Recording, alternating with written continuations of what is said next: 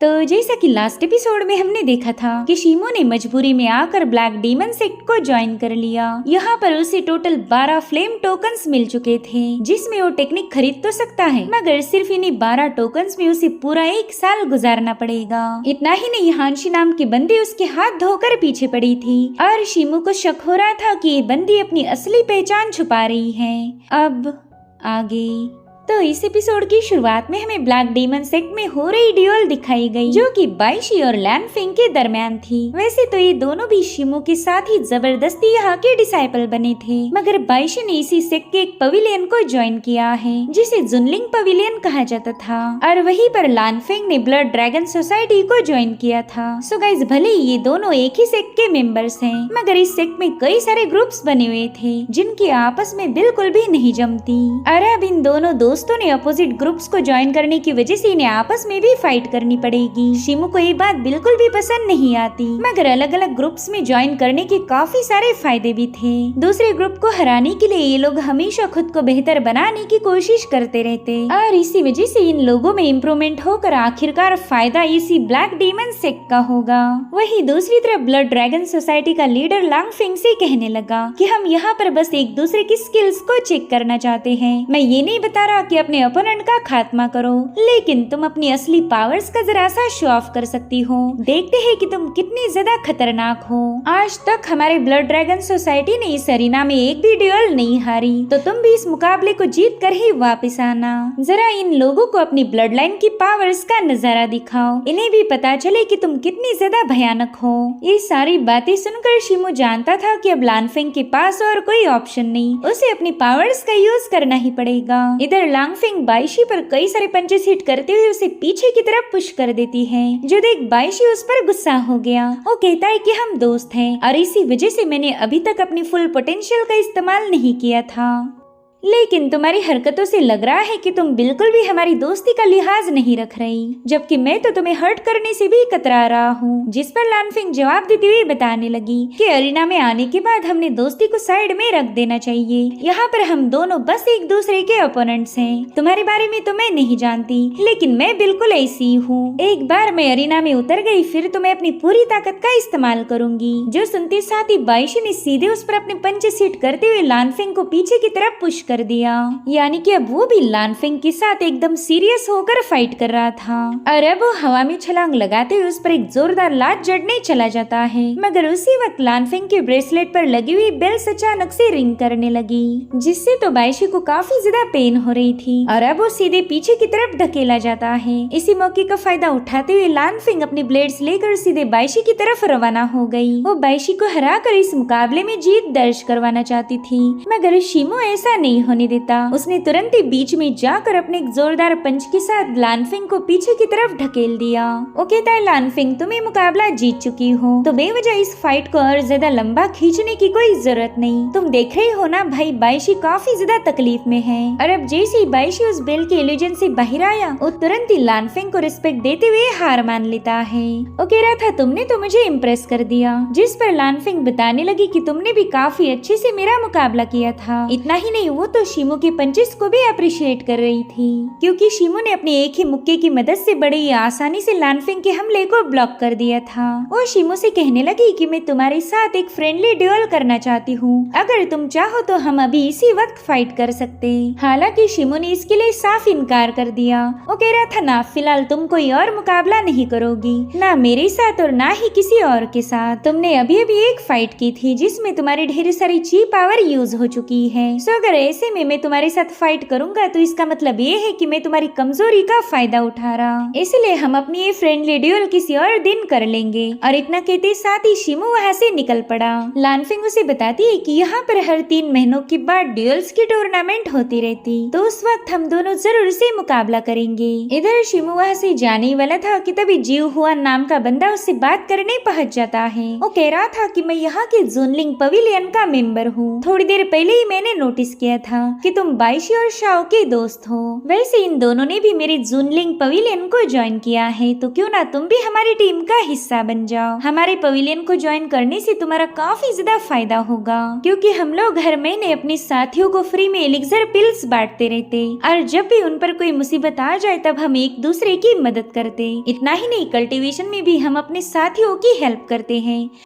ताकि सबका साथ सबका विकास हो पाए। अगर तुम्हें मेरी बातों पर यकीन नहीं हो रहा तो तुम अपने भाई बाइशी से खुद पूछ लो। तो बाइशी भी शिमू को हाँ में जवाब देने लगा, लेकिन शिमू को तो इस बंदे की बात ही किसी चुनाव लड़ने वाले नेता जैसे ही साउंड हो रही थी, इसलिए वो तुरंत ही उसे थैंक्स बोलते हुए कहने लगा कि आपके इस जनरस ऑफर के लिए तहे दिल से शुक्रिया, लेकिन मैं सीनियर बाइशी और शाओ जैसा पावरफुल बिल्कुल नहीं हूँ और मेरी कल्टीवेशन भी काफी ज्यादा कमजोर है। अगर मैंने आपके जुनलिंग पवेलियन को ज्वाइन किया तो मैं बस आप पर बोझ बन जाऊंगा और फिर आपकी सारी मेहनत पर पानी फिर जाएगा। तो इसी वजह से मुझे आपके इस ऑफर को मना करना पड़ेगा। और इतना कहते साथ ही वो वहाँ से निकल पड़ा। शिमू का ये बर्ताव एक बंदे को बिल्कुल भी पसंद नहीं आता। वो गुस्से में कहने लगा कि आखिर ये बंदा खुद को क्या समझता है, हम तो इसे हमारी टीम में शामिल कर इस पर ही बहुत बड़ा एहसान कर रहे थे, मगर इसे तो अपना फायदा भी नजर नहीं आ रहा। तभी हुआन उसे समझाता है कि तुम बेवजह गुस्सा मत हो, उसने हमारे पवेलियन को ज्वाइन नहीं किया तो इसमें उसका ही नुकसान होगा।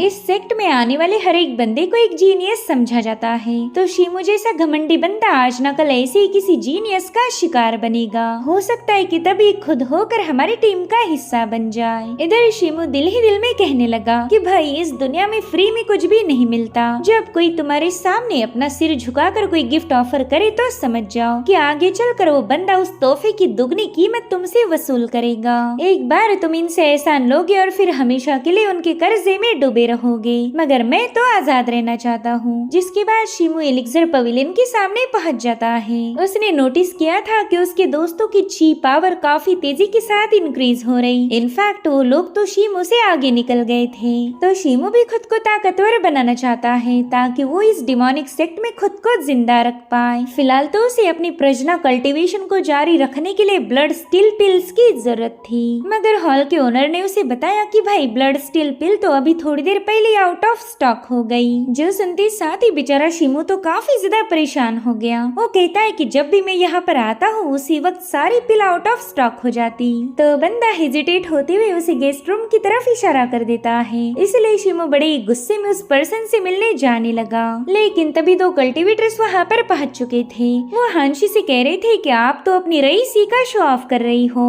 आपको तो पता ही होगा कि इस सेहत के लिए कितना ज्यादा हानिकारक साबित हो सकता। ऑलरेडी सबको पता चल चुका है कि आप काफी ज्यादा पैसे वाली हो, इसलिए अब आपको बहुत ही स्ट्रॉन्ग बॉडीगार्ड्स की जरूरत पड़ेगी और अगर आप चाहो तो मैं ये नौकरी आपके लिए कर सकता हूँ। जिस पर हंसी उसे जवाब देते हुए बताने लगी कि माफ करना, लेकिन मेरे पास तो ऑलरेडी बॉडीगार्ड्स हैं जो मुझे हमेशा प्रोटेक्ट करते। तो बंदा फटाफट से हंसी के चमचों से कहने लगा कि अगर तुम्हें एक कौड़ी की भी अक्कल है तो चुपचाप से यहाँ से चले जाओ। उस बंदे की बुलंद आवाज सुनते साथ ही हंसी खुश हो गई। वो कह रही थी कि मुझे तो तुम्हारे जैसी पावरफुल सिक्योरिटी गार्ड की तलाश है, तो चलो फिर फटाफट से अपनी काबिलियत को साबित कर दिखाओ। जो सुनते साथ इन सभी कल्टीवेटर्स ने आपस में फाइट करना शुरू कर दी थी। उन सभी को हांशी का बॉडीगार्ड बनना है ताकि वो ढेर सारा पैसा कमा सके। ये सब देख शिमू दिल ही दिल में कहने लगा कि बाप रे बाप, ये बंदी तो काफी ज्यादा करामती है।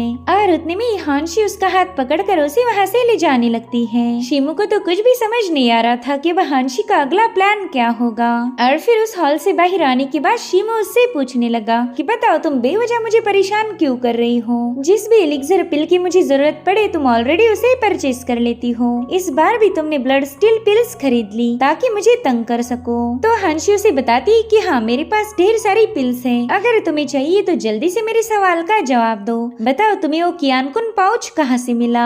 जो सुनते साथ ही शिमू तो परेशान होते हुए उससे कहने लगा कि तुम्हारी सुई तो अभी भी उसी पाउच पर अटकी हुई है। खैर मुझे वो कियानकुन पाउच यूलिंग माउंटेन के बैम्बू फॉरेस्ट से मिला था। वहाँ का नजारा देखकर ही मुझे पता चला कि मेरे आने से पहले ही वहाँ पर किसी की फाइट हुई थी। मगर हंसी उससे कह रही थी कि मुझे तुम्हारी बातों पर यकीन नहीं हो रहा, हो सकता है कि तुम मुझसे झूठ बोल रहे हो। अगर ये इतनी छोटी बात थी तो तुम मुझे पहले भी बता सकते थे। तो शिमू से कहता है कि मेरी किस्मत अच्छी थी जो मुझे ये पाउच मिल गया और इसके अंदर जो भी हर्ब्स मौजूद थे वो सारे के सारे मैंने पहले ही यूज कर कर लिए। तो मैंने सोचा कि वैसे भी ये पाउच तो खाली है, इसके बारे में जानकारी देने से कोई फायदा नहीं होने वाला। लेकिन मुझे तो बस एक बात समझ नहीं आ रही कि तुम्हें इस पाउच में इतनी दिलचस्पी क्यों है। तो हांशी कहती कि ज्यादा उत्सुक होना अच्छी बात नहीं होती। कुछ सवाल ऐसे भी होते हैं जिनके जवाब जानने के बाद तुम सीधा मौत के कुएं में ढकेले जाओगे। और इतना कहते साथ ही वो बंदी वहाँ से रवाना हो गई। अब ये सीन यहीं पर कट होकर हम ब्लैक डेमन सेक्ट के मास्टर जिन शाओची को देख पाते हैं,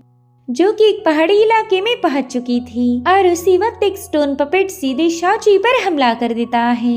उसने तो शाओची को एक बड़ी सी चट्टान के नीचे क्रश करने की कोशिश की, मगर शाओची तुरंत ही अपनी विप की मदद से उसके हाथों को जकड़ लेती है। और अब यहाँ पर शाओची ने 1 बाय 1 उसके हाथों को ब्रेक करना शुरू कर दिया। इनफैक्ट उसने तो अपनी पूरी ताकत लगाते हुए उसकी गर्दन भी धड़ से अलग कर दी, मगर देखते ही देखते उस पपेट ने दोबारा से खुद को जोड़ दिया। और अब उस शाओची को अपने पाँव के नीचे क्रश करने की फिराक में था, मगर ये बंदी साइड में हटते हुए अपनी शुरिकन ब्लेड को समन कर लेती है, जो कि उस पपेट के पाँव को डैमेज कर चुकी थी। साथ ही शाओची ने ढेर सारी ब्लेड्स फॉर्म करके उस पपेट पर काफी सारे हमले रिलीज कर दिए, जिसके चलते वहाँ पर एक जोरदार एक्सप्लोजन होकर वो पपेट डिस्ट्रॉय हो गया। साथ ही शाओची को समझ आ गया था कि यहाँ पर कोई तो है जिसने उसकी फाइट को विटनेस किया, मगर वो बंदी तुरंत ही वहाँ से रवाना हो गई। और उसके जाने के बाद शिमो उस पपेट के पास पहुँच जाता है। वो दिल ही दिल में कहने लगा कि मेरा अंदाजा बिल्कुल सही साबित हो गया। हांशी कोई और नहीं बल्कि इसी ब्लैक डेमन सेक्ट के एल्डर जिन शाओची है। दरअसल जब जिन शाओची उस पपेट के साथ फाइट कर रही थी, उसी वक्त शिमो को उसके पास 2 टोकन्स नजर आए। वो तो शुक्र मना रहा था कि अभी तक ये बंदी उसकी दुश्मन नहीं बनी। और अब शिमो ने उस पपेट को कंट्रोल करने वाले सील को कलेक्ट कर लिया, जिसके बाद वो दोबारा से अपने सेक्ट में वापस आ जाता है। वहाँ मौजूद बंदा हैरान होते हुए उससे कहने लगा कि तुम तो मिशन पर गए थे ना, फिर तुम जिंदा वापस कैसे आ गए? यार तुम तो काफी ज्यादा लकी हो।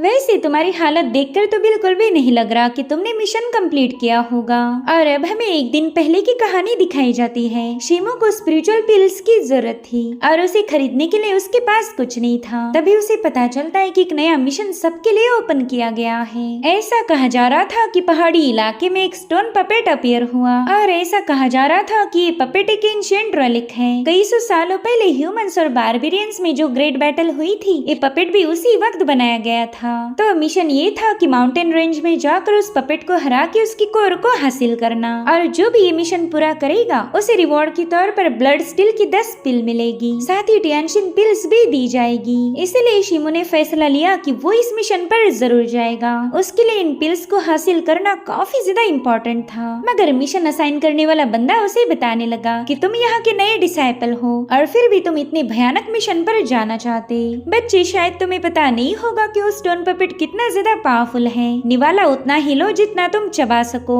जिस पर शिमो कह रहा था कि सीनियर मैं जानता हूँ कि मैं क्या कर रहा हूँ, प्लीज मुझे मिशन असाइन कीजिए। तो उस बंदे ने फटाफट से शिमो पर एक रेस्ट्रिक्शन सील सेटअप कर दिया। शिमो थोड़ा सा कंफ्यूज होकर उससे पूछता है कि सीनियर ये आपने मुझ पर कौन सा सील सेटअप किया है?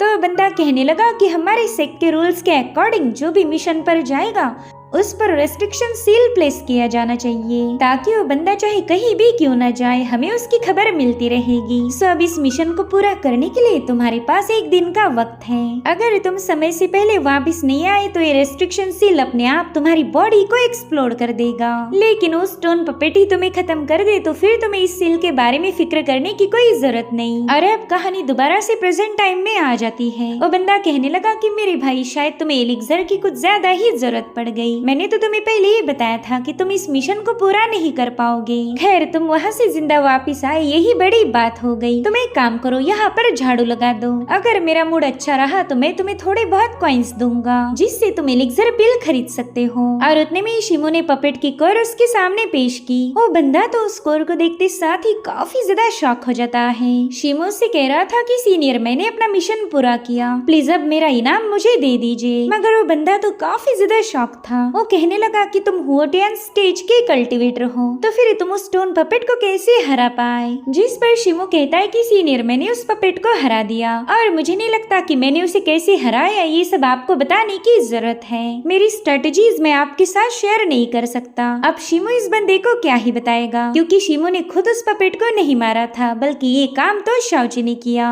तभी वो बंदा कहने लगा कि ना मेरे भाई तुम्हें कुछ भी एक्सप्लेन करने की कोई जरूरत नहीं, तुम मेरे साथ चलो, मैं अभी तुम्हारी रिवॉर्ड तुम्हारे हवाले कर देता हूँ। साथ ही मैंने तुम पर सेटअप किए हुए रेस्ट्रिक्शन को भी हटाना पड़ेगा। अरब अपना रिवॉर्ड लेने के बाद शिमो अपनी चेम्बर की तरफ निकल पड़ा। वो काफी ज्यादा खुश था कि उसे पावरफुल एलिक्सर पिल हासिल हो गई। अब कुछ दिनों तक तो उसे पिल्स के लिए परेशान होने की कोई जरूरत नहीं पड़ने वाली। वो शांति से अपने कल्टीवेशन पर फोकस कर पाएगा। और अब जैसे ही वो अपने कमरे में पहुंचा, वहाँ पर हांशी ऑलरेडी उसका इंतजार कर रही थी। वो शिमो को अजीब तरीके से घूर रही थी। तो शिमो कहने लगा कि शायद मैं गलती से तुम्हारे रूम में आ चुका हूँ।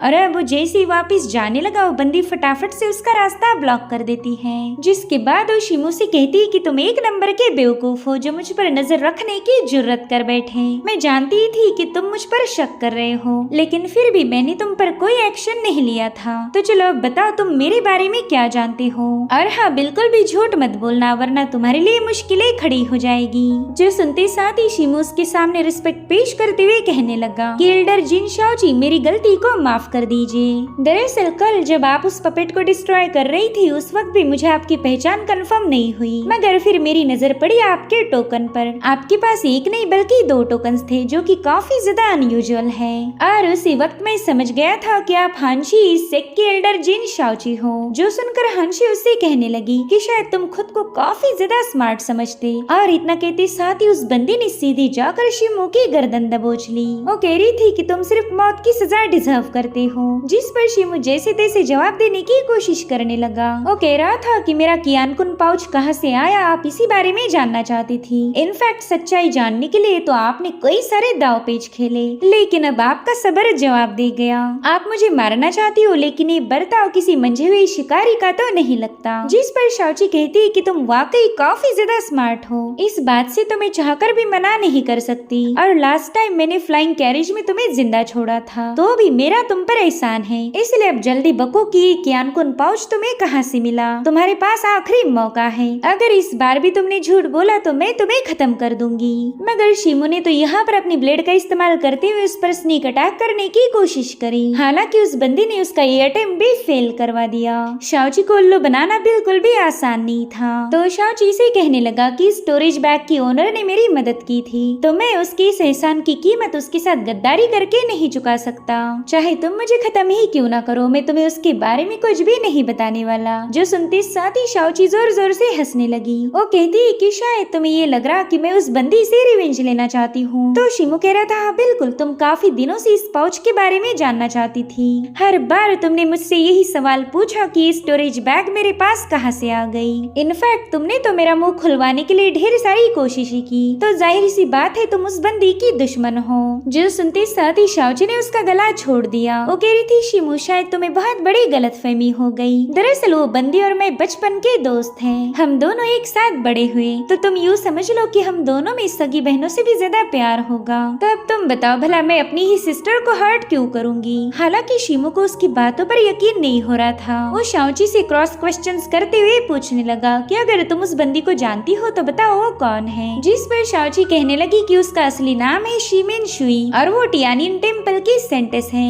मैं तो बस यही सोचकर परेशान थी कि तुम्हारे जैसे ऑर्डिनरी डिसाइपल के पास मेरी सिस्टर का पाउच कैसे आ गया, और इसी वजह से मैं काफी दिनों से तुम्हारे पीछे पड़ी थी ताकि मुझे सच्चाई पता चल सके। दरअसल हम दोनों की मास्टर्स काफी ज्यादा क्लोज थी। शुई मेरे से कुछ सालों से बड़ी है और उसने मेरा बचपन से इतना ज्यादा लाड़ किया कि मैं उसके लाड़ और प्यार से ही बिगड़ गई। अब यहाँ पर शाओची को पुरानी बातें याद आने लगती हैं, जब वो शुई के साथ वक्त बिताया करती। उन्हीं सारी यादों की वजह से शाओची थोड़ी सी इमोशनल हो गई और वहीं पर शिमो भी समझ गया था कि ये बंदी उससे झूठ नहीं बोल रही। और तभी शाओची शिमो से कहने लगी कि क्या अब तुम मुझे पूरी कहानी बता सकते हो। तो शिमो से बताने लगा कि उस दिन मेरी जान खतरे में थी। एक बंदा मुझे खत्म करने के काफी ज्यादा करीब था, मगर उसी वक्त सीनियर शियो ने वहाँ आकर मुझे बचा लिया। अगर वो सही वक्त पर मेरी मदद ना करती तो शायद आज मैं आपके सामने नहीं होता। जिस पर शाओची कहने लगी कि हाँ, मेरी सिस्टर काफी ज्यादा रहमदिल है, वो कभी किसी इनजस्टिस को बर्दाश्त नहीं कर सकती।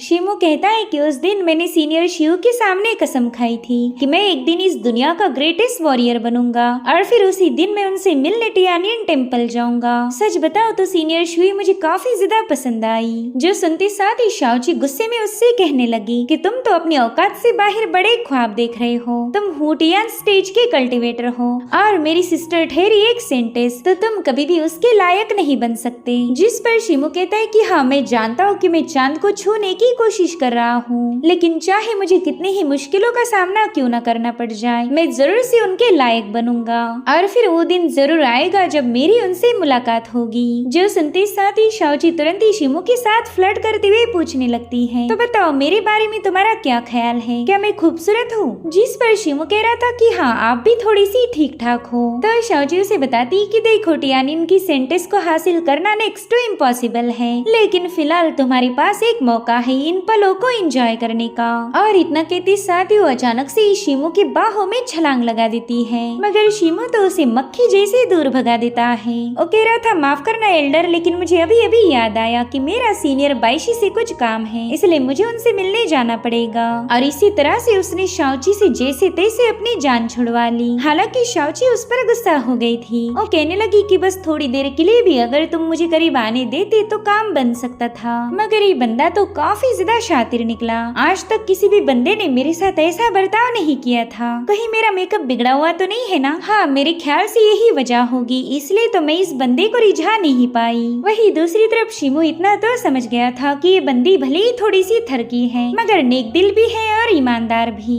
इधर शाओची तो रिजेक्ट होने की वजह से काफी ज्यादा गुस्से में थी और तभी एक बंदा सीधे आकर उसे अपनी बाहों में भर लेता है। वो कह रहा था कि कल मैंने तुम्हारे लिए फाइट की थी, तो जाने मन अब तुम हमेशा के लिए मेरी हो चुकी हो। जो सुनते साथ ही शाओची ने उसकी पिटाई लगाना शुरू कर दी। वो कहने लगी कि तुम्हारे माँ बाप ने तुम्हें यहाँ पर कल्टीवेट करने भेजा और तुम हो कि लौंडिया बाजी करने से तुम्हें फुर्सत नहीं मिल रही। वेल, यहाँ पर शाओची ने शिमू का सारा गुस्सा इन बंदों पर उतार दिया था और इसी के साथ एपिसोड यहीं पर एंड हो जाता है। Thank you so much for watching. Bye bye, take care.